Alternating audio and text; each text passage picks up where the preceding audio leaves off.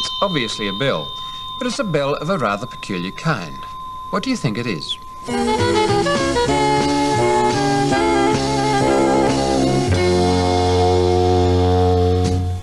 It is a Tibetan singing bell, peculiar for two main things. First of all, I can take the clapper out and strike the bell on the side and listen to the length of time it spends ringing. In fact, I've timed that. It'll go for at least half a minute, which is much better than the average kitchen bell that you might have around the place. But more remarkably, look at this flange around here. It's sort of flat.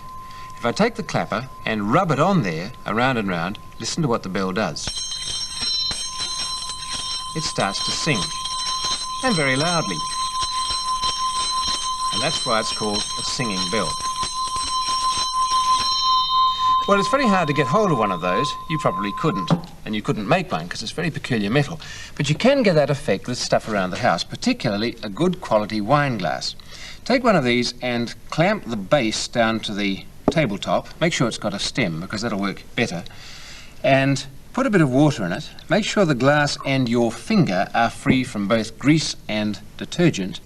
And by soaking your finger for a bit and rubbing it gently around the rim of the glass, you should be able to make it sing in just the same way. Here we go. That's working rather like the bow on a violin string. It makes the whole glass sing and you get that beautiful pure note, as long as the glass is good quality. Don't try it with one of these. That's a rough kitchen tumbler, and you can try that to your heart's content. It'll just squeak at you. No good. Go for a wine glass. But because they're expensive, make sure you're allowed to. And you find that different wine glasses will make different sounds, and if you want to tune it, you can change the note by pouring water in or tipping it out. Let's try putting a bit in, and the tone should drop. Here we go. There we are. It's dropped. If I tip the water out, it'll become a treble one, like that. Well, musical glasses have been known for a long time, but the first kind was simply pinged or struck. This woodcut of 500 years ago shows glasses filled to different levels with water and being struck. And they made a sound like that. But sometime later, somebody discovered that by wetting your finger and rubbing the edge of a well-made glass, you'd get that pure note. When Benjamin Franklin visited England, these musical glasses, like that, were being played. He was entranced, and he went home and invented musical glasses as an instrument. It was a sort of treadle machine, a bit like an old sewing machine, and the treadle turned a cylinder, which was really a whole lot of glasses stacked inside each other, and with wet fingers, Benjamin Franklin played it.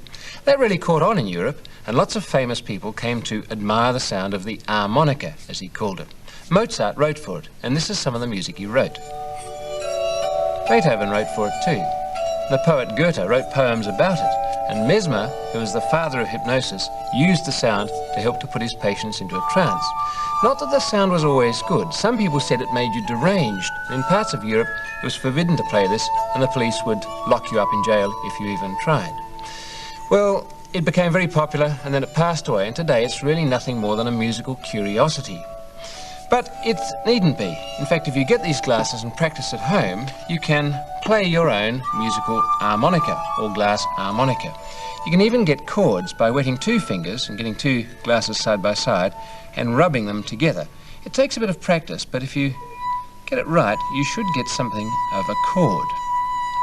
And by getting really expert, you can produce the sort of sound that you heard a bit earlier, played by Bruno Hoffman. So give it a go. You might become one of the very few harmonica players in the world today. I want to know. Curiosity.